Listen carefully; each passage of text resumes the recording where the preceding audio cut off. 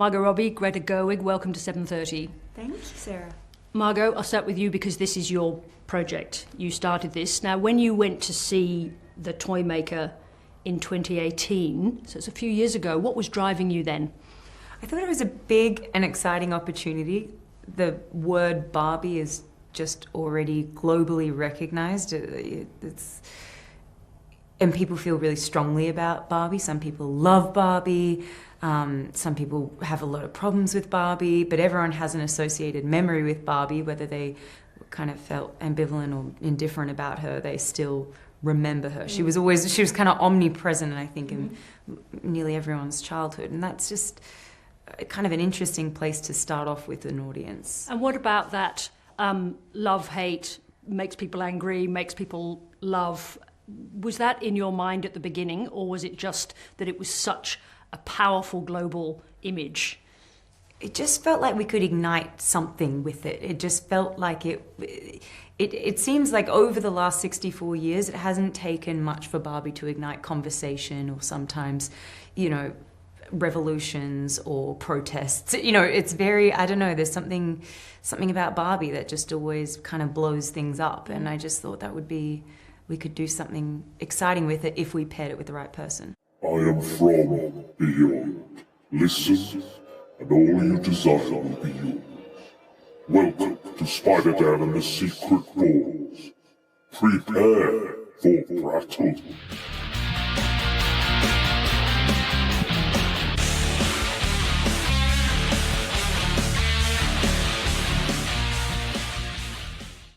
Welcome to Prattle World. I am your host, the ever-amazing, ever-spectacular Spider-Dan. And in this podcast, I spotlight entertainment's best-kept secrets that a mainstream audience may find boring. And today we are continuing our journey into the banned movies world. We have a SUBLIME podcast for you today with some wonderful, wonderful guests. And yet again, my wonderful co-host, Tonya Todd, who this is all for. This has all been inspired by her and her banned books week. And luckily, she's joined me again to co-host all 4 episodes of this over on Femme and on Spider-Dan and the Secret Wars as well. Tonya, I've enjoyed all of our episodes so far. Last week was very powerful, quite deep and dark, but I'm very glad for the palette change. I don't know about you. Yeah, this was definitely a nice break from such trauma, but it was an important conversation last week, and I think this one is as well. Yeah, I agree. There's maybe some trauma here as well, I think. Not as traumatic, I believe, but it's a different kind of trauma, and it's a trauma that's still happening, but I wouldn't say that the scars are quite as deep. Yes, I'd agree. So you took me up on one of the other episodes that we did. So I'm going to talk you up. I'm going to give you the opportunity for people who listen to Spider-Dan that may not have gone over to Femme to listen to all the wonderful work you've done. What do you do over there on the podcast, and why should people join you and join me and all the other listeners in all that wonderful stuff that you, Rhea, Alyson, Ada, Jess have got going on over there? Well, you just said it. There are 5 amazing women who are the co-hosts of Femme, and we talk about movies, television, books, activism, fitness, with an emphasis on the female gaze. And we happen to have one of my co-hosts here today. We certainly Alyson, would you like to introduce yourself and tell people what you do? I'm Alyson Shelton, and I'm happy to be here with all of you. I'm one of the co-hosts of Femme, and I am a writer. I have written all kinds of things. A comic book, Reburn, that Tonya reps out in the world a lot, and I'm very grateful for her because the main character looks strikingly like her, even though I did not know her when we started the book. I host a show called Where I'm From, where people join me to share their poems inspired by George L. Lyons, and I just had the 200th last month, and Dan and Tonya have joined me there. B, you are welcome to join me there anytime, please. I'm always excited to meet new people. And yeah, I've written films, and I'm working on a YA book, and I just write a lot about women, mostly. Do you want to share about your collection that just came out? Oh yeah, thanks. Sibling I loss? co-edited an anthology about sibling loss. I'm also in the book called The Loss of a Lifetime. Grieving siblings share stories of love, loss, and hope. And it's 26 essays and poems about sibling loss. My co-editor and I, Lynn, created this book because sibling loss is sort of the invisible loss. People don't really talk about it as much, and it's very low on the grief hierarchy. So it's been a very healing and powerful experience to write and talk about my brother Michael and to facilitate others having that same journey. Thank you. I knew there was something else, Tonya. Thank you. And also, Alyson, the last time you were on this channel, we were talking about Greta Gerwig's Lady Bird. Yes. So we're back. Same director. I know, crazy. And that was a lovely discussion as well. One of my favorites. I really enjoyed that film. Much like I enjoy this one. But we need to introduce BD, who I was about to do it. I was gonna do it. I was about to say the thing. Okay, You're say interrupting the thing. me. This is not what a co-host does, Tonya. You come in here, you're messing all my stuff up. But yes, Tonya. Now I'm thinking about death. Oh yeah. Well, I have that effect on people. So. Well, which is true though. I was thinking about that too. I'm like, wow, I've never thought about that. I'm thinking about friends who have lost siblings. Like, you just sent me into a whole nother world. I'm sorry. Go ahead for the introduction. But yes, Ada was supposed to join us, another member of Femme that we've already mentioned, but unfortunately she couldn't join us. But luckily, my new favourite mystery guest, B. Danielle Watkins, is joining us today. I know almost nothing about you, B. Danielle Watkins, so I want, open this mystery box for me. Tell me all about you and what you do. Well, we don't have enough time for that. Howsoever. I hate talking about myself. Okay, I'm I'll get you started. author. Okay. Boom. Oh, yes. There we go. No, do it. No, Yes. you You are an get me award-winning started, author. and then I could slide in. I'm going to talk about why you're so important to me, because BD gave me my first professional acting job. She was the first person to look at me and say, yes, I want her in something that I am producing, something that she wrote. And from there, just from that experience, I ended up working with her. It's countless times at this point with you and Onyx. It led to me getting my first starring role in a short film, which was a silent film, or a wordless film, we'll say. And then I found out that you're a writer, an award-winning writer. You inspired me to start writing screenplays because during the pandemic, or right before the pandemic, we were all set and ready to start filming a feature film here in Las Vegas. And then everything was shut down and you were super depressed. And I said, well, you're extremely talented and you're brilliant. Why don't you write something that people can film at home? And you said, okay, and you're writing it with me. And that is why I started writing screenplays, because of that. So I wouldn't be who or what I am or where I am without knowing you. Please tell them all the things that you do. Well, that was really beautiful. Wow. Okay. Well, I make movies. I'm an award-winning screenwriter, director, producer, actress sometimes, author. I'm a television producer. Now I am a television executive for a network in Las Vegas. And yeah, writing is the ultimate, though. That is the bottom line for me, is writing. Wow, amazing. I had no idea your connection ran so deep. That's amazing. And again, I think this podcast will be about, women supporting women and the feminist ideal and everything. And I, as I've already said, I love this movie. I really, really enjoyed this movie. So it will make for a very interesting discussion when we get to why such a modern, progressive film was banned or attempted to be banned. But yes, before we get started, Tonya has arranged an amount of questions for us that will kind of, tell us a little bit more about how you feel about both Alyson and B. Danielle, how you feel about censorship and banning. But before we start that, is there anything you'd like to say before we begin? Happy to be ready here for the discussion.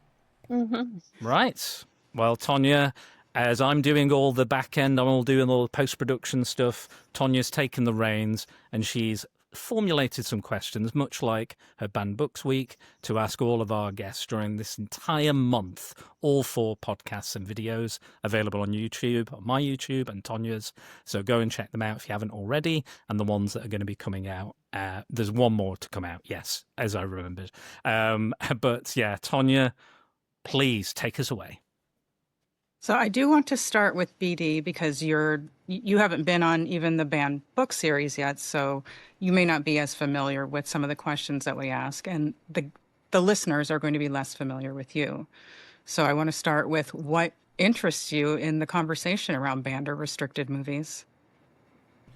You know, as a filmmaker, as an author, you know, these are the 2 things we're talking about: people being banned from seeing, people being banned from reading. And as a Black woman, as a lesbian woman, as someone who all the boxes that I check are a lot of the things people are trying to ban, it's very important to me to be seen. It's very important to me to be vocal, because the stories I tell are the stories right now people are trying to say, no, we don't want to hear. No, we don't want to see them.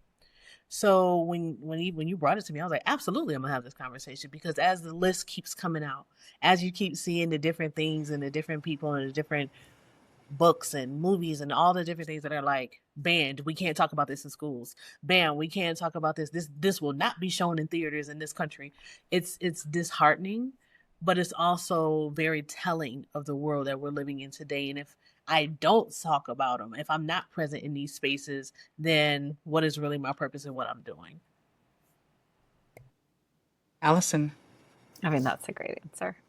Because I agree wholeheartedly. And I think that, you know, it is so upsetting for all of us, all the banning that's happening. And it is like all the boxes that BD is talking about. Like, and not only are we banning books, we're essentially banning history at this point, which is the part that is, I mean, obviously all of it is very upsetting, but just denying facts at this point and science, it's, enslavement happened. It's not really like up for debate. You know, it's not an opinion, it's a fact. And our country was built on it. So,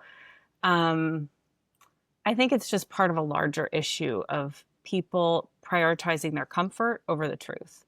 And so I'm not into that as a worldview.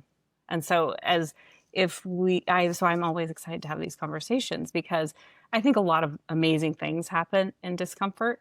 And I think if people could get more comfortable with the idea that that's part of being a human being and evolving, is being uncomfortable, we'd live in a different world, and one I'd be more interested in being in. So Alyson, Agreed. Can you imagine a scenario where banning a movie is justified? I can't. I mean, we've had this conversation on the banned books. It's like, no, don't see it. Like, obviously, I don't want to see every movie, and I don't want everyone. I don't want a 7-year-old showing up to see Saw, particularly. I don't think it'd be great for them. But I'm not going to ban the movie. And also, I feel like people who do that, it's like that false equivalency, right? They're like, well, come on, what about a snuff film? And you're like, oh, whatever. That's not what we're talking about. You know, like, we're not talking about that. And so, no, I can't. So that is always my answer. No, I can't. I believe in free speech. BD? There's no way that it makes sense to me, because we all have free will. We don't have to expose ourselves to anything we don't want to. Right. If I know a movie is coming out about cats getting shot in the face, you know, it's random. I'm not going to go watch it, right? Really? You went there? You went to cats? You know, like, it's just, there's nothing about it. It's fear mongering. Yes. When you ban things, it is because of the fear of what you have. You're fearful of what the medium is getting ready to educate somebody on. That is not a reason, because you're scared of people learning is not a reason for you to ban anything. And I'll never stand behind that. So what is the value in watching movies that some might find offensive or controversial? Everybody finds something offensive and controversial. We can put the most moral film in the world on the screen and somebody is going to have a problem with it. So, I mean, like, how do you even answer that? Because everything is controversial. Everything has a moral issue. Everything to somebody has something. So the value in it is ensuring that art is still viewed as art no matter what it is. And everybody's going to have a fan. Everybody's going to have a fan that, hey, I didn't like that one. I got movies I've made myself I don't like. You know, like that. Make it make sense. Like, you know, but you support what you're interested in. You support the artist. You support the art. You put in what was put into creating something. So that is the value in watching these things, because they weren't made in vain. They weren't made to upset. They were made to express. So we need to support that. Alyson?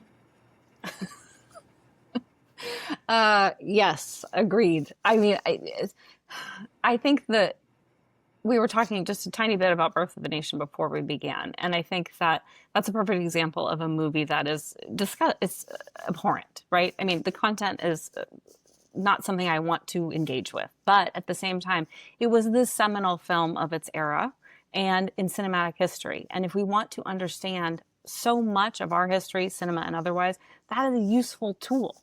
And discussing it and discussing, like, this was totally okay. This movie that is not, was. And there's almost nothing like experiencing that and thinking, like, people went and watched this for funs. Like, this was entertainment. So They loved it. I think, right? They were like, finally, a movie that speaks to me. Truly, though. I mean, that is how people felt. And I think there's something so powerful about engaging with media in that way, because it tells us something different than just history as it stands. Like, seeing a movie like that and knowing how much it's like when you see, and this is like a trigger warning, but when you see those pictures of public lynchings and you see those people who are like so stoked about it, there's nothing that someone could tell you that is as powerful as seeing those people like they're at a football game.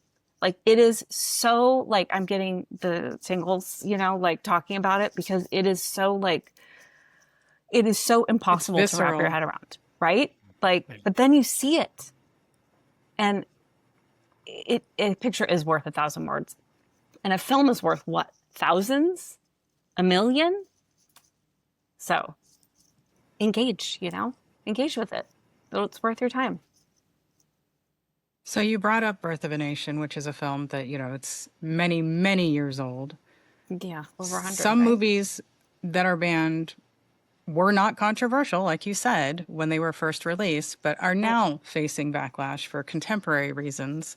So does the era in which a film was made affect how you view its censorship or banning? I mean, I don't think it should be censored or banned. I think it's very worthwhile to discuss it through the lens of history. I mean, I think it's worth it. Even having children and watching movies from the 80s, you're like, so what we're about to see here was totally acceptable in the 80s.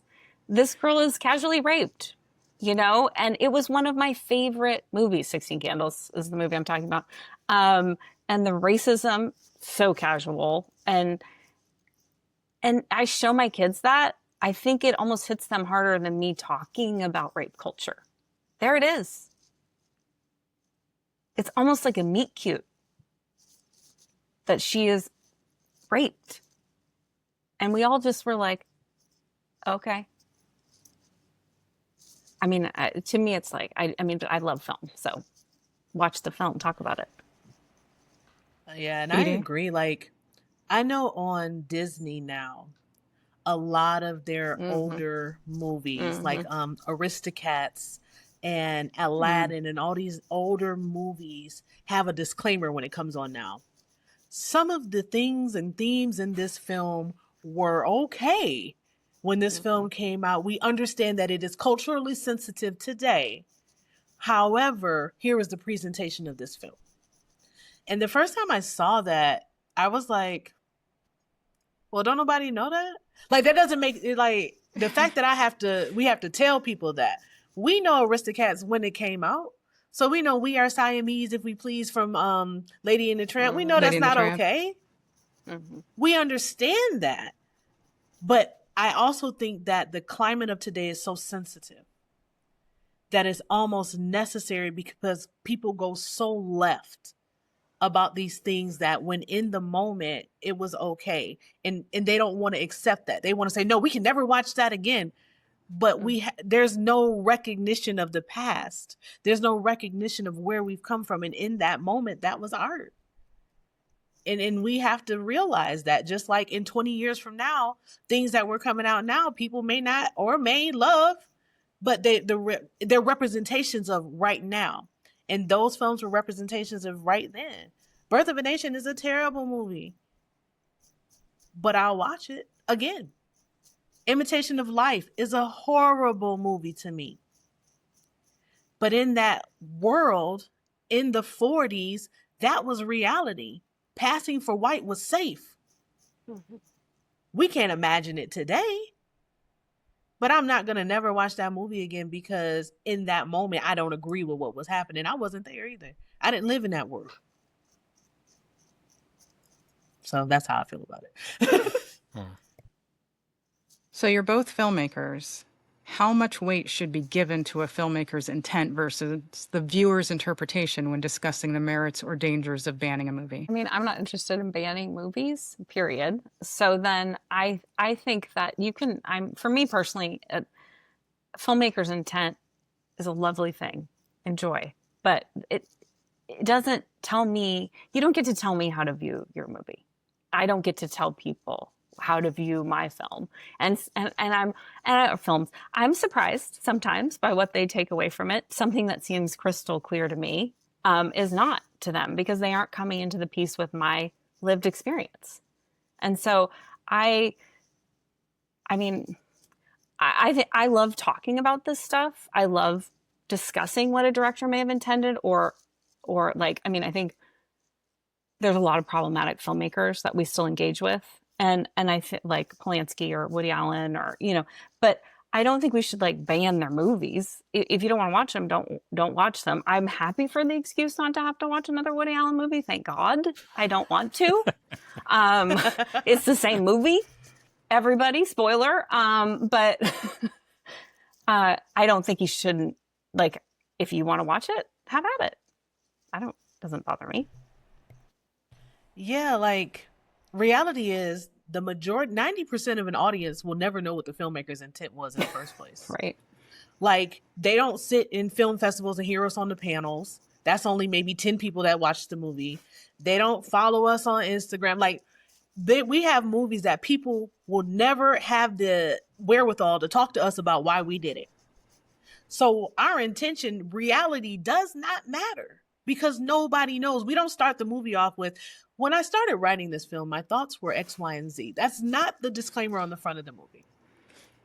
So our intention means nothing. I just don't know how we could put the weight on it. Yes, we have an intent. There's a reason why we do it. But to put weight on it is like, for who? Who is that? Is that to make us crazy? And then on the opposite side of that, what Alyson said is true. We don't control what people take out of our movies. There have been people that have made themes in my movies that I was accused of being anti-Semitic one time because I used the last name Rosenberg, and I had to Google the fact that was a Jewish name. And it was like, that's what you got out of that movie? This movie is about something totally different, but what you received from that movie is based off of your schema. It's based off of what you lived. It's based off of how you live your life. And reality is we can't put weight on either one of those because those are two things we cannot control. People will never know our intention and we will never be able to control how people view what we do. And if you're spending your whole time trying to make your intention explicit, you're making a boring film at the same time. It's a terrible film. It's an absolutely horrible film. Yeah. If you're trying to please everybody, you'll please no one. And just be like, here's what it's about and here's how you should feel. No. Yeah, you might as well just not make it. Right.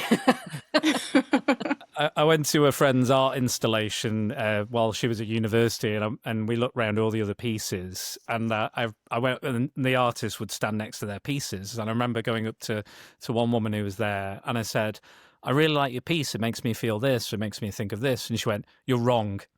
And I was like, what do you mean I'm wrong?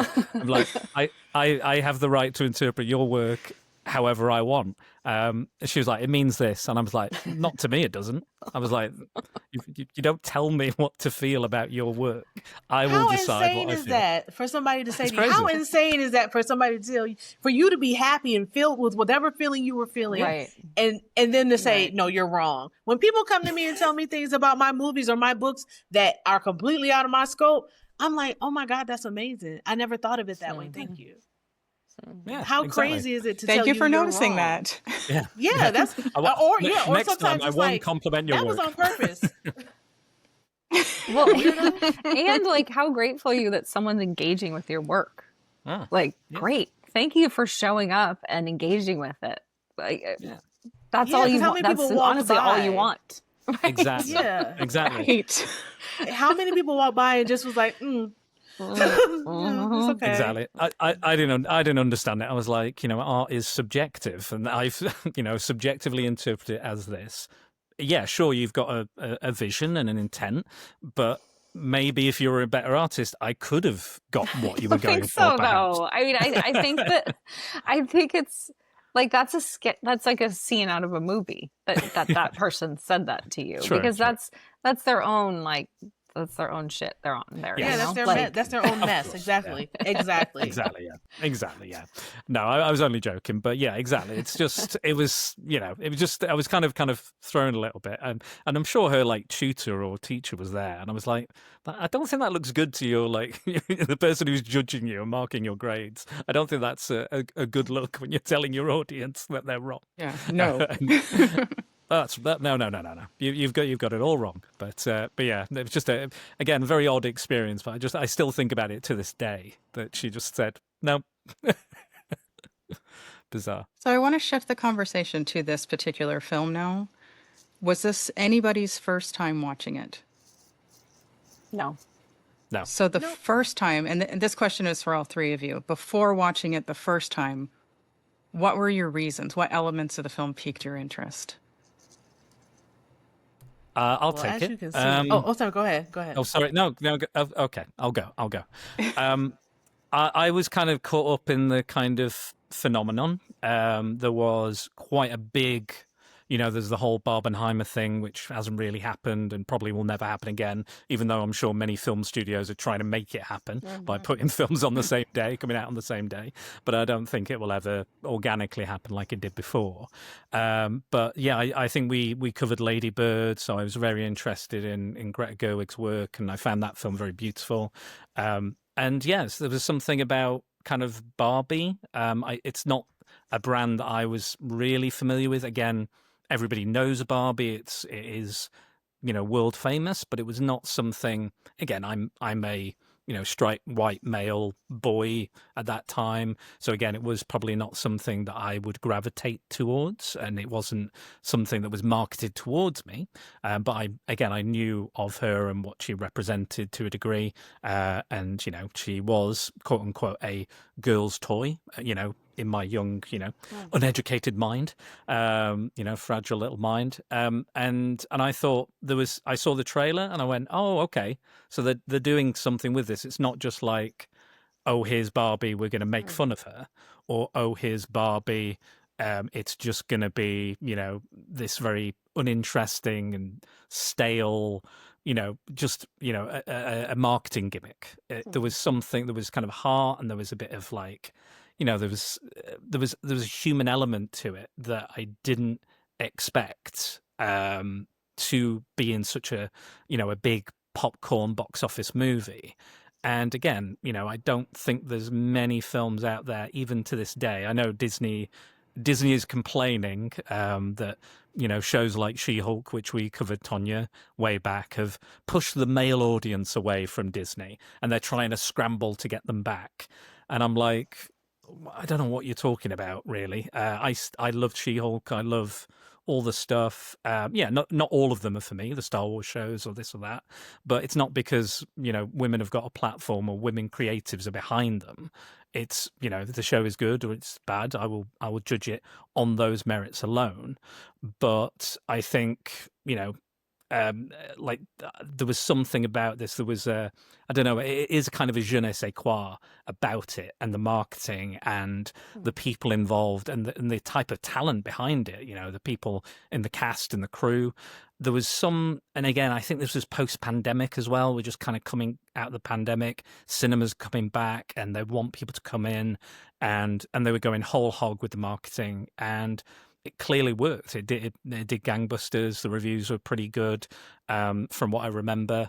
And I went in and I went on my own, and I was laughing my head off all the way through. I thought it was like just cutting sharp satire, and it was kind of what I expected, but more than what I expected as well on so many levels. And that's why, you know, I was open to it. I was open to the humor. I was open to having, you know, a little fun poked at the, you know, the male gaze and the, you know, the patriarchy, the male centric world. You know, I'm not offended by that, and you know, I quite enjoyed it. You know, the references to like Zack Snyder's, you know, filmmaking, or The Godfather, or having a guitar played at you. I thought, yes, those are things I recognize. Those are things I'm aware of. Those are things I may have even done. Who knows? I may have been that guy, and that's okay to sometimes prick that pomposity. You know, it's all right to, you know, you can have a little laugh at yourself every now and again, and you know, you're in on the joke, but you're being made fun of at the same time, and there's nothing wrong with that. And again, this is not necessarily a film that was marketed towards men, but a lot of men went to see it. A lot of men really, really enjoyed it, because I think there is, in fact, even though I would describe this as a feminist movie, there is quite a lot here for the male audience to enjoy and learn, I think, as well, and young boys and young girls especially. I know one of my friends described this as kind of baby's first feminism, and I get what she means to a degree, but also I'm like, but this is young girls. This may be young girls' first experience with feminism, or the ideals, or the, you know, the themes of feminism and that idea. So I think for that reason, it's also very important. I did what were ramble you a going to little say? It's kind of the brand of your show, though. Yeah. Your fans are waiting for that, so thank you. They are preparing for Prattle. That is the hashtag. So yeah, so I've delivered. Yeah. So yeah, no, I'm done. That's my piece. BD, Okay. you were about to say something. Well, for me, as you can see, yeah, I have on a Barbie shirt. Like, I'm a Barbie fan. Like, there's people that in the world who this will be the first time they ever know. I have a Barbie room in my house with my collectible Barbies. I still buy Barbies today. Like, that's not a game. If I wasn't on my computer, I would literally go show you guys. I have a whole Barbie room. I have a Barbie quilt hanging up. I have loved Barbie all of my life. I was still 13 playing with Barbie dolls. Like, I loved Barbie hands down. I had Barbie cassette tapes listening to her. Like, I loved Barbie. So when they first announced they were casting and they were going to create the movie, I think I saw it on Hollywood Reporter or something like that. I was like, yes, this is an adult, because it's adults in it, right? So it's adults playing it, and it's an adult Barbie movie, and it's like, absolutely. I'm not going to lie. The first time I watched it, I was not a fan of the script. I was a fan of the film. I was not a fan of the script. I was not a fan of America Ferrera's daughter, that character. I was not a fan with her at all. Howsoever, I was so supportive of the fact that Barbie was showing the world women do everything. That whole opening monologue where she talks about Barbie can be this, Barbie can be this, women can be anything they want to be. Like, they set the bar. When the movie comes on, it sets the bar for the intention or the thought process of what women should think of themselves, which is part of the problem, right? That's part of why it's banned. But that was so powerful to me because they showed everything. They showed every single possibility for little girls. And even for women now, even for us, there are some women, you know, that are 30 to 40, 30 to 50, or, you know, and they're still trying to find their way in the world. And they were adults sitting in the theater saying, I can do that. I can go back to school and do that. Wow, it's a Black woman president. We can work towards that. You know, I can figure this out. So I was so appreciative of them still not being afraid of taking all the Barbies that were ever created and saying, hey, you could be each and every one of this person and still uniquely be you, because they're still all Barbie and just in different positions. I loved that. So that's mine. So, Dan, when Ada said that she wasn't able to make it, and I said, I think I might know someone. I might have an expert. Because, I mean, you're not just a Barbie fan, you're a filmmaker. So you're not going to look at it just with this, oh, I love Barbie's gaze. You're going to look at it with both perspectives. And I just thought, maybe this was Ada's gift to us. Like, you know what? You were on it, Dan. The podcast that was Fly's first podcast, and it was because Tony couldn't make it. Tony Farina couldn't make it, and she filled in, and it was like, wow, she's brilliant. And it's not that Tony isn't brilliant, but she brought a perspective that I was not prepared for, just how great she was. And now she's doing this and sharing her expertise and her brilliance with the world. And so, yes, it was disappointing to not have Tony, but it was a happy accident that was a blessing. And I feel like that's happening right here. I think so. I think so too. I think you're right.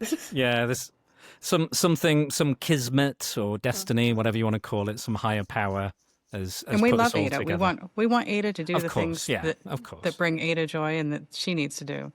Absolutely. This is definitely not a slight on her, because she's even like, I will do everything I can to support this on the back end. I will watch it. I will share it. I am so sorry I can't make it. Like, she's the best. Look, she's the best. You don't need to do all of that. We love you.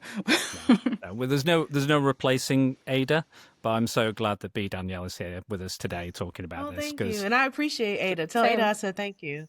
I appreciate her. Yeah, I just want to do a shout out to your Barbie room. I don't want to lose that. I wish you guys could see it. I wish you guys, because that is amazing. Because I was also obsessed with Barbies, BD. Like people had like Cabbage Patch Kids, and I was like, that's ick. I don't want that. Like, I don't need babies. I want Barbies, and I had them. Boy, did I have them! And the pool, and the condo, and the dream house. So all of that was like speaking my language, and it was. I loved Barbie. And I have not stuck with it the way you have. And so I love that you have, because she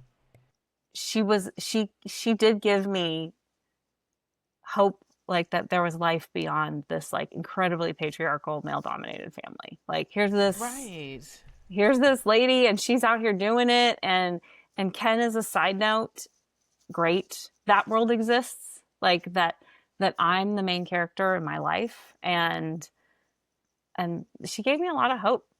And to me, she was a badass. Like, I know she has all of these, obviously, white supremacy and all the things of patriarchy on her as well. I'm not going to deny that she did have a certain body and all of those things. But she still seemed like it was her life. And that was so inspiring to me. Like, it was her car and her van and her condo and her house, and it was her shit, like that was inspiring. I wasn't ever probably going to dress like her, but I wanted all that stuff.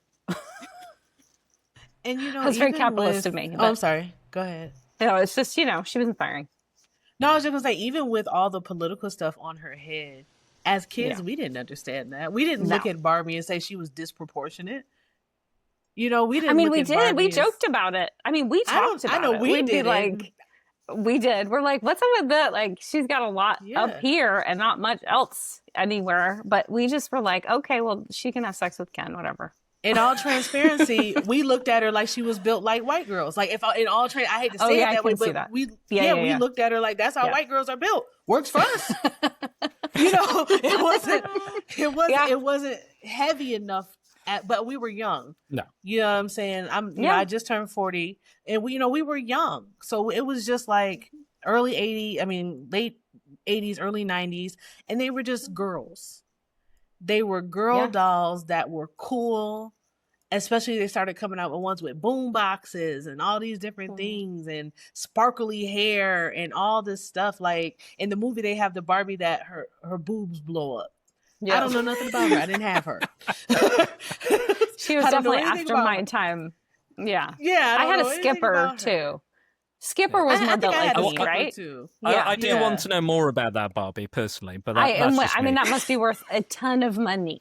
Anybody Yeah, who whoever does has have it right her. now, Yeah. absolutely. Whoever has that in their collection, it's definitely sitting on a gold mine. Was it Yeah. Growing Up But- Skipper? Is that what they said? Yes, Growing Up Grown Up Skipper. Skipper. I had That was Skipper. I had all the Skipper. homies like Kira, Christy. I had everybody. I had Barbie was a whole vibe. Like Yeah. that was life, and I Agree. like kids in 13. When I was 13, still playing with Barbies. I was in 8th grade. They were talking about sex, and I was going home to play Nintendo and Barbies. Like that's just who I was. I loved them. You were saying, Alyson, about the smashing of the like the baby dolls and not being interested. I love that imagery of when they finally see Barbie and it's the Yeah. Stanley Oh, yeah. Kubrick, Yeah. monolith, Yes. 2001. Yeah. I like 2001, but that opening section of 2001 I could do without the whole. I think we all could. Yeah, the first time I watched it as a teenager, I was like, this has been on for half an hour. My and kid it's can't like get past that part. Yeah, He's I was so there's oh, other stuff? There's space, Yeah. right? I'm like, Yeah, just there's a robot. There's So when there's do a we red get eye. to it? Yeah. When we get to the cool stuff, when do we get away from this like amateur Yeah. theatre production of Planet of the Apes? Yeah. When do we get away from that into this? But I genuinely think the opening to this movie Yes. uses that in probably the best way I've ever seen as an example. Absolutely. And I had forgotten it.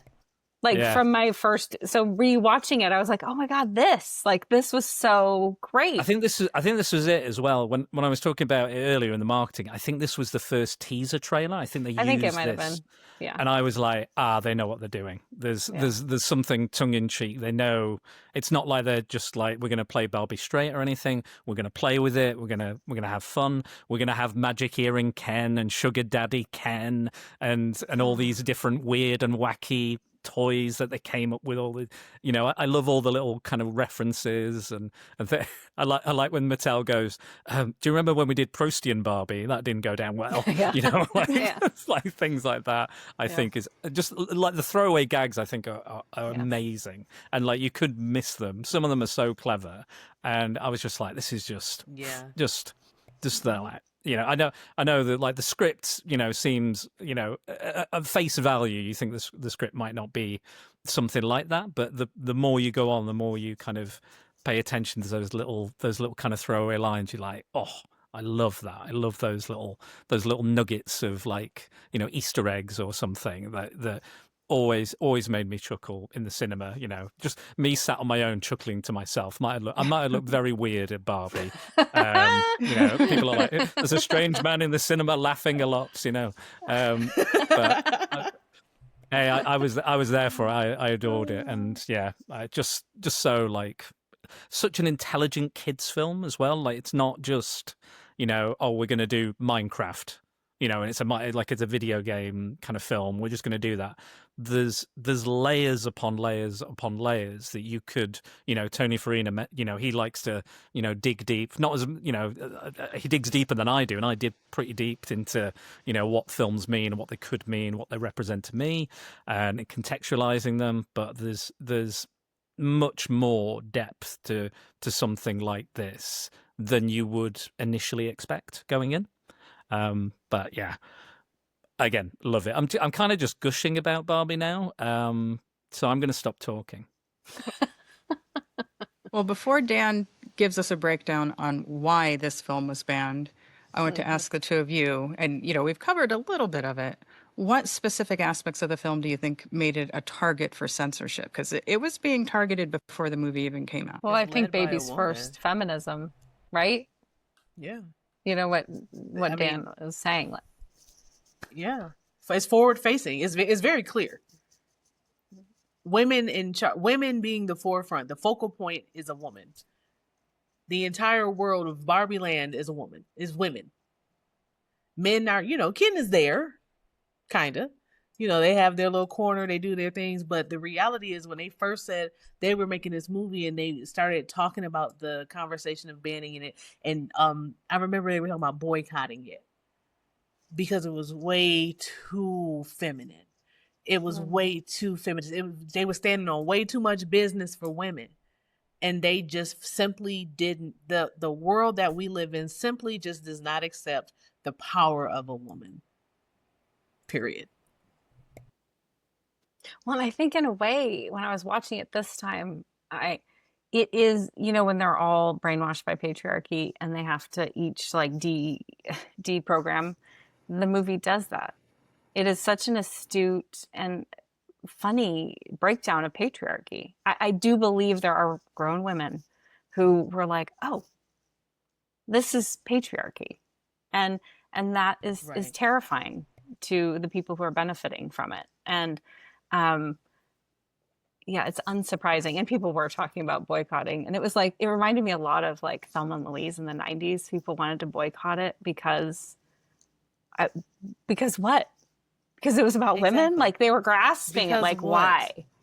Yeah. Yeah. Because it's about women. Like, it doesn't, even the whole deprogramming at the end is so funny to watch. Yeah. But it's so real because there are so many women in the world right now functioning in that way. Yeah, voting the way they're voting. The people, we saw that. You know, we saw the numbers there, right? And I think that another part of that was the thought that if enough women stood together, that could change. Mm-hmm. Yeah, is absolutely frightening to the world, and that we could be friends and enjoy it and be in community with each other. I think that is so terrifying. Like. This idea that we could all just be like, you know what? We're on the same team. Did you know that? Like, imagine if that happened, what that would mean. Yeah. Because women hate they bank on, especially in the Black community, women hating each other. They Our bank community on too, competition. BB. Trust me. They bank on crabs in a bucket. They bank on us functioning that way. They plant seeds. It's such a diabolical, divisive world when it comes to women that is insane. And you're right. The thought of community, the thought of support, the thought of us putting us first before men, the absolute nerve of that. Yeah. And having fun with it. Like all of the jokes you're talking about, Dan, were so funny. I think every woman has had a guitar played at her. And anybody who's ever watched movies has had Godfather explained to her. But it wasn't malicious. It wasn't vitriolic. It was like, oh, this is fun. I think it bothered them more. This kind of like, we see you. We know what you're doing.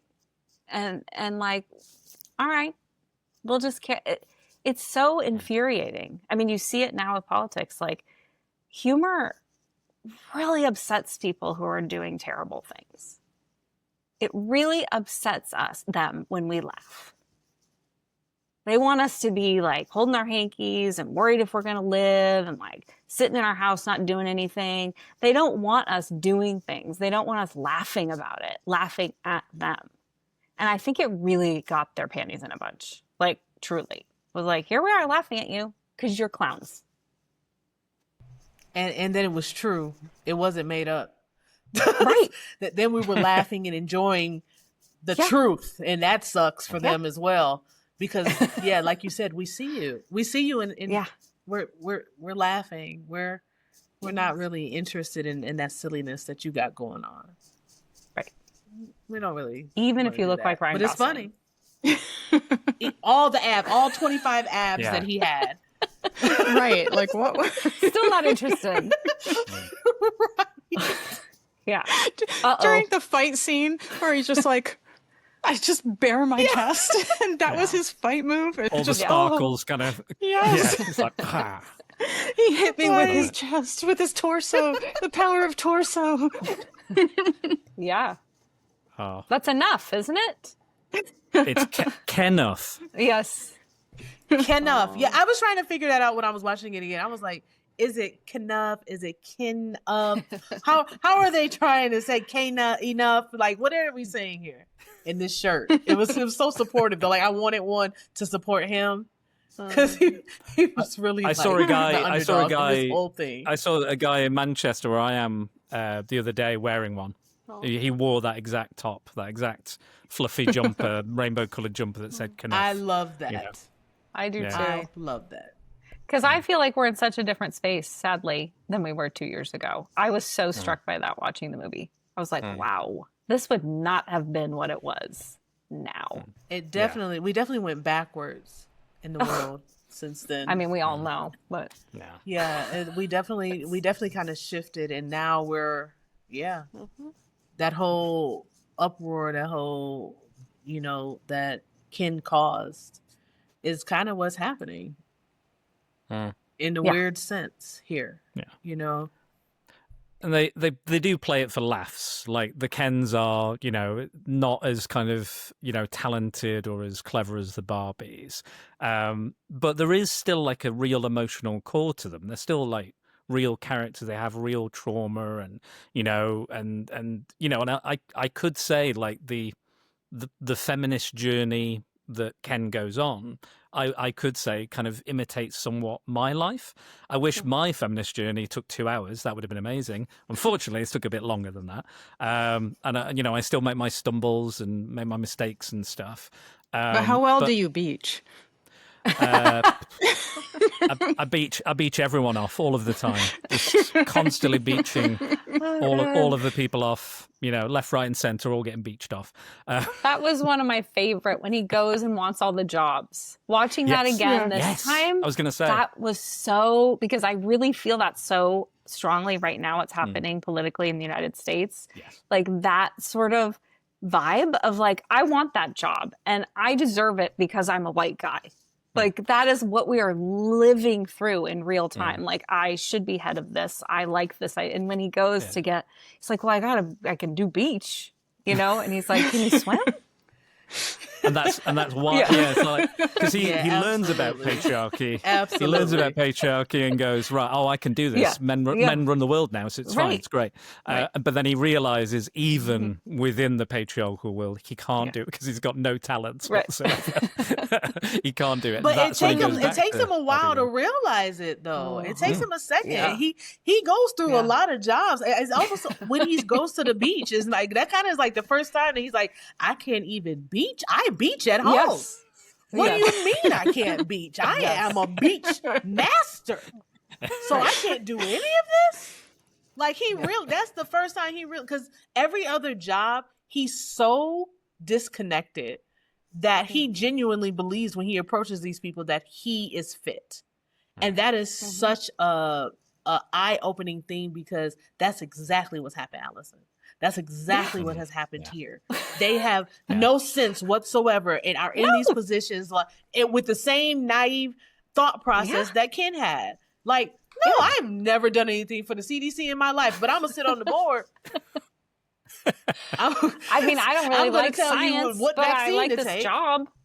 Yeah. Yeah. Oh my God. Oh God. Yeah. Don't get me started on that. But I mean, it's top to bottom. That's the thing with all of it. Like you just see it in job after job after job. And interestingly enough, I mean, so many of the people we see holding their feet to the fire are women and women of color who are the ones saying like, okay, but wait 1 minute, much like Barbie, like they are trying to deprogram anybody who might be tuning into this. They're trying to give you something to hold on to. Like this, they may be saying this is life. This is not. This is, and it doesn't have to Ken. be. Yeah. This isn't real. So it was really like interesting watching it this time. What is that? Was that meme like to have the overconfidence of a white straight guy or something? It was like, he's so overconfident and he gets there. He's like, yeah, I can do this. Yeah, sure. And I love that he's like thinks a woman respects him just because she asks him for the time. It's the first time he's like, oh, you want to know what I'm saying, what I think, the information, my knowledge. Yeah, of course. And there's something so clever. And you're right, like if you look at something like Elon Musk and Doge, you've got like these 17-year-olds that are in charge of, huge governmental decisions now, or trying to cut spending, who have no idea what they're doing. But even I mean, Elon they know Musk algorithms though. So yeah, I'm sure that'll be fine. I'm sure the national, the United States debt isn't going up. This is a tangent, but I saw like thing that was talking about, diversity hires, which is related to, and somebody was like, "You're all the diversity hires. Like, stop calling, like all these white guys doing these jobs they have no qualifications to do. You're the diversity hire. Like, we're all overqualified, have been working our whole lives to be doing these jobs. Trust me, we had to work very hard to get here, and it's just." I really appreciate when people can turn those semantics back on the people who originate it, because they're taking so much language and trying to redefine it. Absolutely. So that's what's Dan, threatening about Barbie. yeah. Tell us why it was actually banned. Yes, Well, Barbie was guys, hold on to your Barbie dream houses, because this film, out of all the films we're covering this month, is the most banned film. Of course. In not only in places, but reasons, you name it. So I'm just going to whack this up on my screen. The reasons here were not necessarily wrong, but there's more. There's more. Yes. I would do want it's very queer. I would assume that is part of it. That it is very Absolutely, it is. Yeah. Absolutely. Right. Yeah. Well, we'll get into it. Don't worry. So let's start with Algeria. So the film was banned just 3 weeks after its release. According to Reuters, the official source was quoted as saying that the film promotes homosexuality and other Western deviances, and that it does not comply with Algeria's religious and cultural beliefs. Interesting. Homosexuality is Western. Is it the pink? Do you think? Is that it? I think It's definitely it's only on the Western hemisphere. Absolutely. I mean, that's how it works, right? Right. Okay, good to know. Pink and Birkenstocks, like that's gay. Yeah, I mean, honestly, Birkenstock, as soon as you get one, lesbian, that's it. I got it both. That's it. That's it. Yeah. You're It's done. like You're done. toasters in the gay community. You get Birkenstocks. It's over, yeah. I think it's the Okay. pink, but it was also the relationship, like the fluidity of some of the relationships, and I'm guessing also the casting in the fluidity in the casting as well. Like even that a trans woman is playing one of the Barbies. Yes. This probably gets some people. I don't. Yeah. People I are guess, looking for reasons to be transphobic, is what I'm saying. They're looking for. Yeah. They're definitely looking hard for reasons. Yeah, Because when like you any watch old the reason. movie, if you didn't know, you wouldn't You have wouldn't no know. idea that was a trans woman. I know. If you didn't already know, you wouldn't know. So you are looking that hard to find reasons to be upset. Your life has to be miserable. Yeah. Absolutely. Next up, Lebanon. So the cultural minister Mohammed Mortada banned Barbie because he said the film promoted homosexuality and sexual transformation, which contradicts the values of faith and morality by belittling the importance of the family unit. What is sexual transformation? Yeah. I what guess family unit? they might. I guess they might mean again. Speaking of trans issues and trans characters, Because I she's guess, talking about her genitals? Is that what? I think that's it. I think at the end of the film, because she's transitioning into being a full human woman, and she Right. goes for because I actually misread it when I first watched it. I thought she was going in to have like reassignment surgery.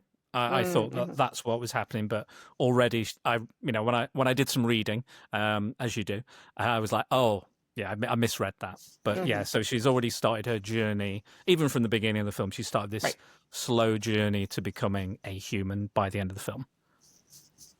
But yeah, I don't know what else anybody else thinks of those comments from Lebanon.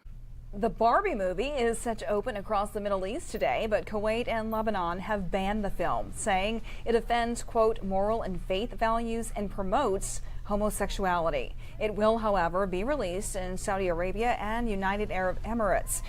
Barbie has made more than $1 billion and counting at the global box office since its release about 3 weeks ago. Yeah, just for Lebanon, all of them, because a lot of these countries are Middle Eastern. They're over there in Asia. They're in a world where none of what we find to be normal is accepted. So is this all those countries like Algeria, Lebanon, Kuwait, all those countries where legit they don't even let their women show their faces half the time. They kill people for homosexuality. So of course, a movie that depicts any of that is not, it goes against their moral code, whether it's good, bad, or indifferent. They live a totally different life. Those are countries that as women, we're not even safe to go visit as just general American women. So the thought that how that the movie is presented would be okay there, I mean, we would be naive to believe that. That's what I was going to say. I will say, yeah, I will say to that point, I will say that even though the ones I'm listing do fall under that category, Yeah. a lot of the places in the Middle East actually did have some hesitation and did consider banning it, but actually they didn't, and it turned out to be a roaring success. Like a lot of the countries in the United Arab Emirates, where again you would think, Right. okay, they probably aren't going to accept that, but when they did show it, women turned out and they went, and because again, that's probably something they don't get. It's something they Yeah. never really see. And that's why they turned up. That's why they went out to see it. So, yeah, so even though it is banned in a lot of countries, there was still quite a lot in that side of the world that still took it in. And we're like, should we? What should we do? I'm not sure. But then they still let it in. And it, again, did gangbusters. But, yeah, absolutely. I think that's a fair point to make, B. Moving on. So, Oman. So the ban came without an official explanation. I know Tonya has been very tough on me. She wanted proper explanations for all of the banning. I've got multiple reasons for this film being banned already, but I wanted to bring this up. I wanted to bring this up anyway. But yes, no official explanation was given, yet media reports indicate that the government based its decision on scenes it deemed unsuitable for children and being incompatible with Omani societal norms and culture. One article also implied it could have been banned due to the trans themes, as Across the Spider-Verse and The Danish Girl were also banned in the country for the same reason. I have the same Seems thoughts. like they were pretty vague on purpose. Yeah, same thoughts. It's the area. It's all of it. I mean, if we're not careful, it's going to be our area. It's I was going to be, say it's religious governments, right? Yeah. These aren't secular. And I No. think there are plenty of people here who would like to ban the movie for those exact same reasons. Exact same reasons. Legit having those say won't let their kids. I saw a woman talk about not letting her child watch the film because of that, and she was Caucasian, conservative, Republican, she was all the things, and she did not let her child watch this movie. So we got people in our country feel the same way. Oh, for sure. And the exact same themes that they have discomfort with: homosexuality, family values, or whatever, sexual transformation. The second someone says, "Oh, it's about family values," I immediately go, "You're a piece of shit."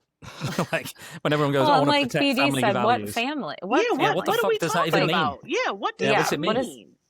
mean? What family values? It's this fetishization of the two-parent heteronormative. But it's just the that only old family in the thing. movie is a two-parent heterosexual family. Yeah. So But what are it's we? mixed race.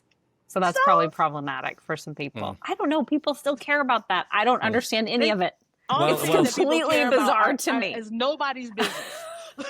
Doesn't matter. It absolutely isn't anybody's business. But what's interesting about governments run by religion, I mean, they're in your business. That is literally their principle. We want to tell you how to live. Yeah, I mean, you say that, like Snoop Dogg was in trouble this week for talking about when he went to see Buzz Lightyear, and I was like, "What are you doing, Snoop?" I was like, I lost quite a lot of respect for him. He is just going down the tubes. Yeah, he said because in the film Buzz Lightyear, this is a film where Buzz Lightyear is a real person in this kind of space thing, and it's based on the movie that Buzz Lightyear the toy was based on. What did he say? I didn't see it.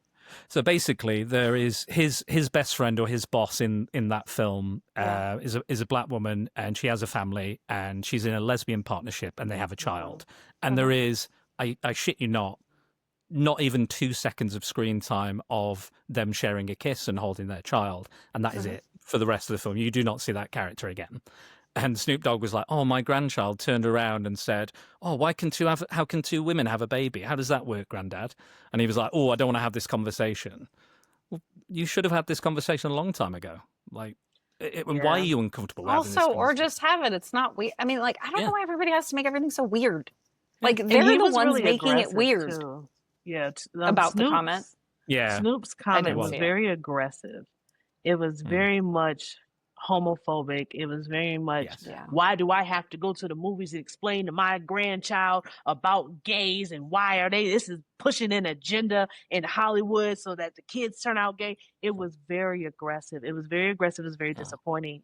And it was very sickening to hear how he genuinely felt. And like Dan just said, you know, it's 2 seconds of a movie. All you have to do is say, you know, when two people love each other, anything is possible, and move the hell on.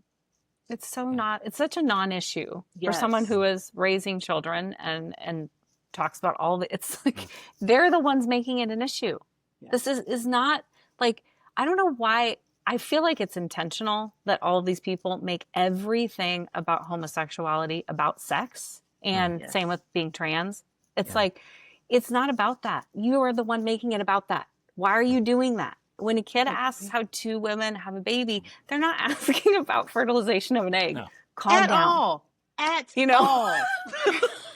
is not, this is such a surface question that you could have handled. The world should have never known that he had this conversation. Why was that You just go, the stork comes to every family, and sometimes say whatever you say in your family. Are you talking about a man and a woman and you're getting real vivid and into it with them? Is that what you're doing? Because I would like to know, because if you are, you're doing it wrong. You know, with a 5-year-old.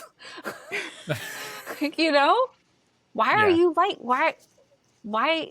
And it's the same thing with people being trans. It's like, immediately we have to talk about their sex work. Like, can you just not? Like, why are you so obsessed with their genitals? Yes, why are you obsessed with the genitals? That's my question. Why is it such an issue for you? And why is that the definition of who you are as a person? Like, is really that the definition of who you are? Is your genitals? No, you're doing it wrong. And even in the movie, Barbie, everybody knows that Barbie and Ken don't have genitals. Right. So you're making it a transition. Yeah, right. You're making it a transition. It's not a transition. They don't have genitals. So for her to go to gynecologist, she's like, I am finally where I'm supposed to be as a woman. I was missing pieces of my womanhood. I am going to the gynecologist. And they have taken that and turned it upside down and made it transitional from what? They didn't have genitals to begin with. Right. Also, it was funny. You missed the whole point of the movie. It was hilarious. Funny. She was so excited to go to the guy. And anybody else knows, women, we're all like, you know, it's that time of year again. Right. It's Pinocchio, the story of a transitional boy, you know? Come on, bruh. Yeah, they are, like we were saying earlier, it's like looking for things to be upset about. And particularly when it comes to transitioning. My God. Like, just take your foot off the pedal. I even struggle to find what exactly I have to put myself in that mindset to figure out, to deconstruct what the they have victim an mentality issue that they're walking around with. Like I just thought then, I was like, why would straight conservative men have a problem with these Ken characters? Is it because a really hard time to be a straight white man, Dan? I don't know if you know. I mean, because they don't have those abs. I feel persecuted. I feel hurt. I feel in danger. You should. I feel like Disney is not making enough content for me. Because it's not all of the content. It's not all of the content. So if not every single person in the Disney show looks like me exactly, down to the tiny, blemishes on my skin, then I'm not watching. I have to. And you know what? We feel so bad for you as a result. We feel terrible for you. We're so sorry. Yeah. I'm gonna have my own. I'm gonna do my own song. And I'm sorry that Snoop said that. I'm really sorry. I totally missed it. Yeah, when I first Don't worry. saw it, I was. I'm so just shocked. chronically online, so I see a lot of it. He had already I live sort on of my own, bumped and I have a down phone, so I'm because of doing his this. other behavior. But I was like, it's sad Right. because Yeah. I It guess makes I me guess wonder if murdering a somebody guy is has probably something worse. on him. Yeah, like because that that's wasn't- something you're gonna have to explain. He's gonna have to tell his grandchild why he was on trial for murder. Yeah. But Yeah, you surely worried about that's a these more two difficult women conversation. by far. Exactly. I don't By know, far, though. you were a legit criminal, my dude. You were a legit Yeah. criminal. And it's part And of you your don't whole care thing. about that. That's a part of your legacy. Yeah. You ain't worried about them finding out about that. No. You ain't worried about them finding out Suge Knight had you up in a private jet threatening your life with Tupac in the back. Like these are things that your grandchild is going to have to talk to you about. That's what you should be far more worried about because they're going to see gay people in the world. Yeah, exactly. I remember hearing that story. I think it's Dionne Warwick confronted Snoop about using the word bitch in his songs. Yes, she did. And she said, like, why are you doing it? Why are you doing that? Is there any reason? It's not very respectful. And he didn't have a good reason, so he stopped doing it. He stopped using bitch. She called as him to as a her term. house and everything. Yeah. And had a whole meeting with him. Like, come on, why? Why is it necessary? Yeah, you were trash as a young person. Yeah, now absolutely. you're in your 50s and you a damn monk. Get out of here.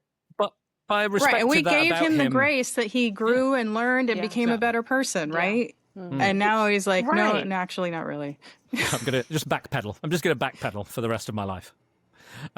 He's a granddad now, so he doesn't care. He doesn't give a fuck. So he's just gonna be like, I'll say whatever I want. Blah, blah, blah. So Dan, do you want to give us the rapid fire for? Yes, I probably should do, shouldn't I? After that speed huge round rant. of what are the reasons? We don't have time for this long of a discussion after each one. We needed a rant though for it to feel like a Spider-Dan podcast. Yes, you got to have. I feel like we got. You got to have a ramble. You got to have a rant. Good. You got to have a prattle. You got to complain and we were about all something. in on it. But it's also my job as his co-host to crack the whip. So keep me on track. That's just your job in general. Okay, so B mentioned Kuwait. So that they banned the film for ideas and beliefs that are alien to the Kuwaiti society and public order. Oh boy. Pakistan, Barbie was initially banned in Punjab due to it containing objectionable content, but was later rescinded. Qatar, again, no official announcement why it was banned. However, the film was likely banned due to undermining public morals. This one will be fairly unsurprising. Russia banned Barbie due to not corresponding to traditional values. And this is probably the most complex one of the lot. Vietnam banned Barbie from cinemas because one of its scenes shows maps allegedly featuring the 9-dash line that is used by the People's Republic of China to lay claim to parts of the South China Sea. The Tien Phong newspaper reported the map appears multiple times throughout the film. The claims were defended by Warner Brothers, the film's distributor, who issued a statement saying that the map was a childlike crayon drawing and that it was not intended to make any statement. The United States looks like a damn eggplant in the damn movie. How do you get mad about something when nothing is drawn to scale by far? The entire North America, that entire map looks like exactly what they said. Like a child just said, if somebody came in the classroom and said, from your brain, just draw what you think the countries look like.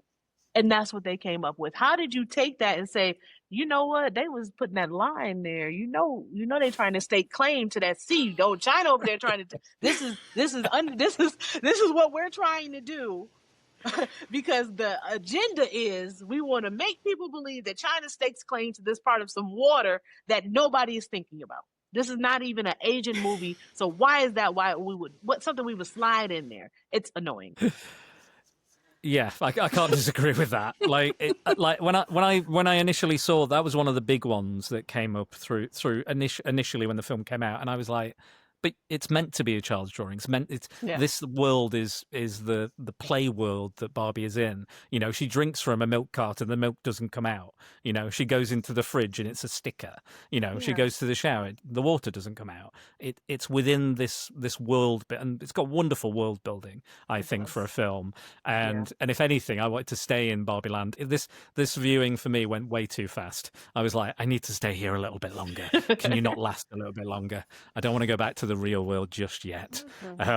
But yeah, it didn't. I think Warner Bros. Has explained it perfectly and defended it in my opinion. But yeah, I think I would be more on board with that banning than the other reasons. I think the other reasons I find more offensive than that one personally. They're all slightly silly, but you know, the world is made up of opinions, and it's a thing. True. But not banned in China. Not banned in China. There you go. So because they can, you know, if they think things are queer, they don't like it. So that's interesting. Absolutely. And that's but they are more But interesting. they had those dotted lines, so they kept it. I mean, they were like, this is pro us. Saw it, They and they were were like, hey. that's like, yeah, you take that, Vietnam. You take that. Exactly. Yeah. They took it as Movie is China's for us. real worried about Vietnam right now. Yeah. They were like, why is Vietnam banning it? Oh, well, we're happy enough with that reason. One of the films I suggested for our banned movies discussion was All Quiet on the Western Front, which is a war movie from like the early 1930s. John Wayne, yeah. No, it's a German film. So John Wayne is not that one. But the reason it was funny because the reason it was banned.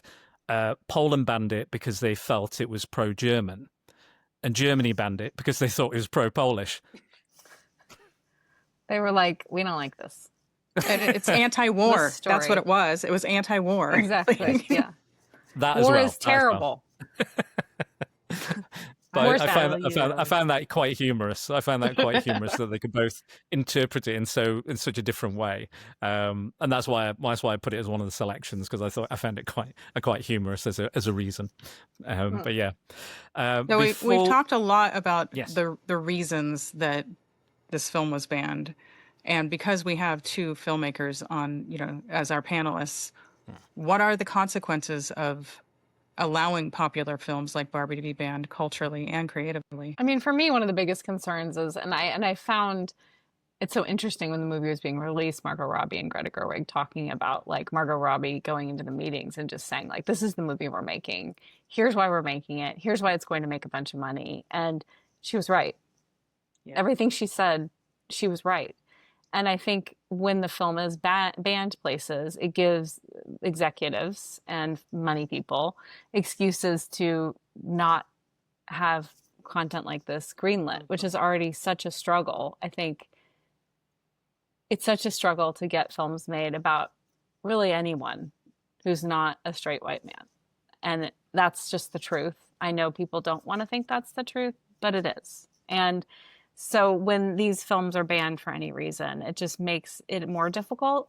And it's already such a huge uphill battle because you're constantly being told that your films or your ideas and your stories aren't commercial because they're not relatable. It kind of goes back to the conversation we were having about heterosexuality and homosexuality, that, you know, the default lens is, you know, heterosexual and white. And if you want to tell any other story, it's not relatable. But nobody seems to really want to engage with what that says about the default lens. So when something like this happens, it's just like, oh, see, you can't release it everywhere, so we can't make it. Yeah, I agree with that because the rooms that we're sitting in are white, cisgender, male dominated. So they start off with a no, and you have to fight for the yes. And when you ban these movies and when you make up reasons, because now we finding reasons. Now when another movie comes up with this same themality in it, they're like, well, no, we know we're not going to. Reality is Barbie made money. Let's be clear. Barbie made these people money. Howsoever, that's not going to matter because the next idea can make money too. But I don't really want to make it because I'm not interested in it.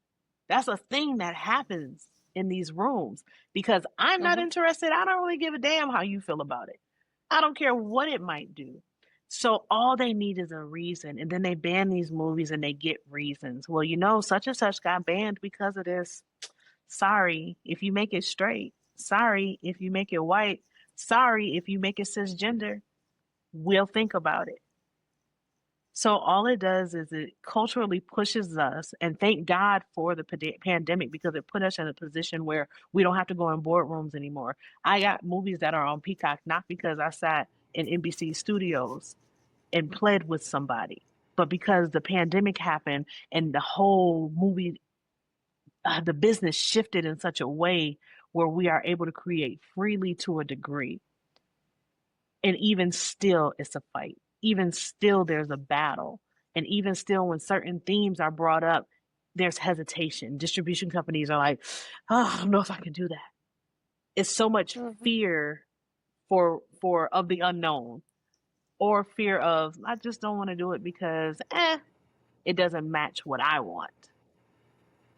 It's unfortunate. And it puts us in bad positions. And it makes me think of when after Barbie was such a huge success, they greenlit a bunch of movies about, like Polly Pockets and different nostalgia properties. Boys. And they missed it. Yes. They missed what Barbie was about. Yes, completely. Yes. Because they made it about a Barbie. toy. They made it about a toy. Hollywood always learns the wrong lessons, and I was going to bring this up, Alyson, so I'm so glad you did, because they had He-Man is out next year, so that's another Mattel property. So they clearly went, Barbie did well. What's our other big one? He-Man. Okay, here we go. And instead of going, let's give a voice to female creators and female talent and let them tell their stories in a genuine and honest and complete way, and not get in the way of that. No, we need Rock'em Sock'em Robots. That's what we need. People want that. That's what people want. Deep down, that's what we're looking for. I have my Rock'em Sock'em Robots right here. I didn't mean to offend you. I'm sorry. Do you have a Rock'em Sock'em Robots room? I mean, No. do you want to? You should write it. You should write it. Call them up. Call them up and write it. You say, I got a story to tell you. Unfortunately, I've got a I'd watch spin that for the movie. Rock'em Sock'em I'd Robots. watch that movie. That will justify a Rock'em Sock'em movie. I'm good. I ain't that good. Yeah. It's what they did with Barbie was they made it look easy. And it was such an almost impossible thing to do. Yes. And watching the film again, I think it's a beautiful movie, and I think they want to ban it too because of all of the joy that is in this film. That the people who had the fun they had making it, you feel it when you're watching it.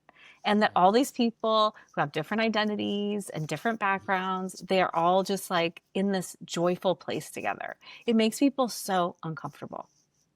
That is their worst nightmare. It's so sad. That is so sad. It's so, so sad. They're missing it. They're missing life. They're sending National Guard troops into cities because we're living that kind of life in our cities. We are with people who are not just like us. And many of us get along great and love it here. And it terrifies them. They want us to hate each other. And anything that is telling us that is not the default position is threatening. And this movie is so threatening. Yeah. Divide and conquer, isn't it? That's right. It's confusing. The sides are not so clear as they once were. It's very terrifying for some people. Yeah. Yeah. Looks like there's nothing else you can say, but yeah, you're right. Right? Yeah. Well, do either of you have any final thoughts before we wrap up? Why people should watch this movie? Yeah, because it's amazing. And just like Alyson just said, even though I don't agree with the full script, right? That's a whole totally different conversation. Overall, it's a bright movie. And bright things bring happiness. What little girl isn't like, oh my God, I can grow up and be a doll? Because that's what looking at those actresses gives them. I can grow up and be Barbie. Margot Robbie was Barbie and Haley Quinn. Oh Lord, I'm messing her Harley name up. Quinn. Harley Quinn, yes. Harley Quinn. Harley Quinn. She possessed such a prowess to be this female phenom if anything else, watch her for her range. Watch the movie to see she's able to be Barbie and make you believe that she is that Barbie. Watch it because it makes you feel good. Watch it because for 2 hours, you're not living in the world that we're living in right now. Mm-hmm. That's why. And that there's a world where a Black woman will be president. Absolutely. That you can go to that world and it will happen. Like, and just everyone in the movie is so good. And so, like, I was really struck by that this time too. Like, God, it's not just Ryan and Margot; it's all of them. Right? They commit. Like, they all commit to it. Yeah. There's nobody in there who's being ironic. I know. He's so fun. Michael Cera's so great. Alan was everything. Yeah. He was everything. Yeah. He's the best character in the movie. I did not have an Alan doll. I was not the right era for that. I was like, damn. I had Skipper, Ken, and Barbie.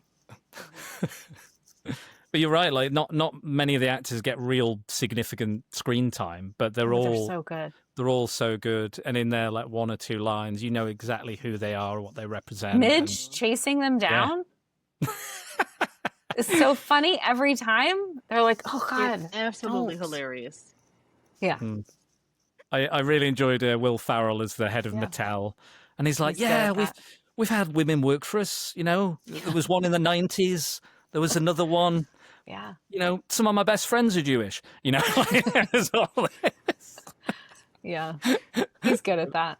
He's so good at he's my favorite man-child. If you ever need an actor to play a man-child, he's my favorite out of the bunch. Step Brothers is one of my favorite films of all time, and it's absolutely stupid. I know how dumb it is, but I love it. That's fine. Right. Well, yeah, I think we've come to the end. I do have one comment from my employer, Derek Esoteric. So he's watched this film very recently. He is an elder statesman, let's say. So I'm interested to see what he says to watching a Barbie. Let's see what he had to say. So he said, thanks, Dan. Just watched Barbie. What a wonderful film about dollies. Why would anyone ban it? Was there some kind of subtext that I missed? I love that. I don't know about you guys. Was there subtext to this movie? I don't know if I picked up on it at all. It is a wonderful film about dollies as well. Yeah, it's about dolls. That as well. I mean, that's it. That's all there is to it. Well, I hope that after listening to this episode, he gets the subtext. Yeah, I think so too. I like to. I mean, that's why we discuss it. That's why we have these conversations, because you know what? Sometimes you aren't going to catch everything. I think he says that with a wink. You know, he's like, "Oh, it's the subtext. Oh, I wouldn't have noticed." But yeah. But before we finish, guys, I'd like to take the opportunity to thank you all again for joining us, me and Tonya. This has been a really wonderful project for both of us, and I'm honoured to work with Tonya again and to be connected to Femme and all you wonderful creative people out there. You're my own set of Barbies that I like to listen to on the podcast and watch them on the videos. All the stuff. But I love that. Before I absolutely love that. I need that pink Corvette, Dan. When are you going to hook me up? I'll see what I can do. Yeah. I'll get on to Mattel. I'll speak to Will Ferrell, see what we can do. But yes, we'll figure something out.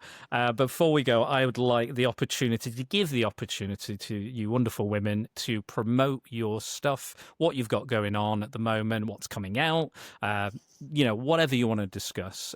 So B, tell us a little bit about what you've got coming up, what you're working on. What's the best way for the listeners to, find you and support your work? Yes. Okay, that's the easiest thing. Boom. On social media, type in B Danielle Watkins on everything except for TikTok, because I don't have one. So just type my name in there, and then you'll see all the things we have coming up.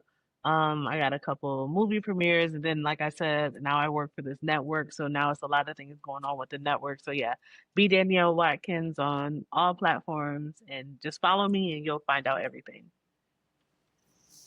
Amazing. Alyson. Yes, my website, AlysonShelton.com, ALYSONSHELTON, and then Instagram and YouTube, and that's by Alyson Shelton I also don't have TikTok. It was a bridge too far, BD. I just was like, no, I can't. I'm trying so hard to resist TikTok. I have it. Yeah. I have it. It's not my favorite. I go on there and post and come right back out. I don't spend any time in that It's particular. hard not to get sucked in. Yeah, yeah. I have some people who show me TikToks a lot. Who live in I mean, most of them end up on Instagram, and I see them on there anyway. So I That's might right. as well. You're just late. I'm just late to the party. They're like, Yeah, they're I'm like, okay oh, with it. you know, I'm on TikTok. I'm always late to the But yeah, party, Exactly. Alyson mentioned earlier. Alyson mentioned earlier the poems that me and Tonya did, and the suggestions, and that was a really wonderful kind of experiment for me, and you know, got to the core of me, and it kind of tricked me. It kind of was like, I was like, oh, this is just a silly poem, and then by the end I was like, oh my god, there's some trauma here. It did. Yeah, that's how I work. I know. But that's it. That format, it just opens you up. You start and you're like, oh, spoon, really yeah, and then by the end you're like, oh my god, what happened to me?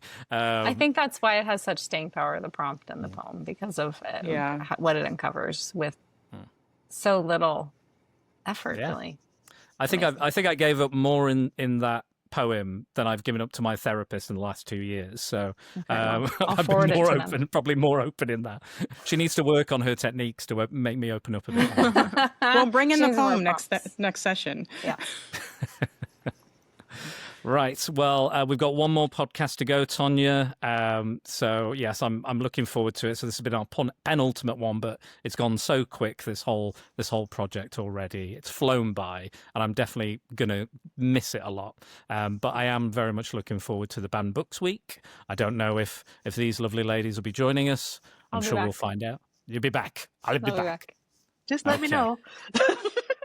If I can be here, I'll be here. Yeah. We'll do it. We'll Join have me. one of those wonderful accidents. Someone will drop out, and Yeah. you'll fit right in. I'm sure. Yep.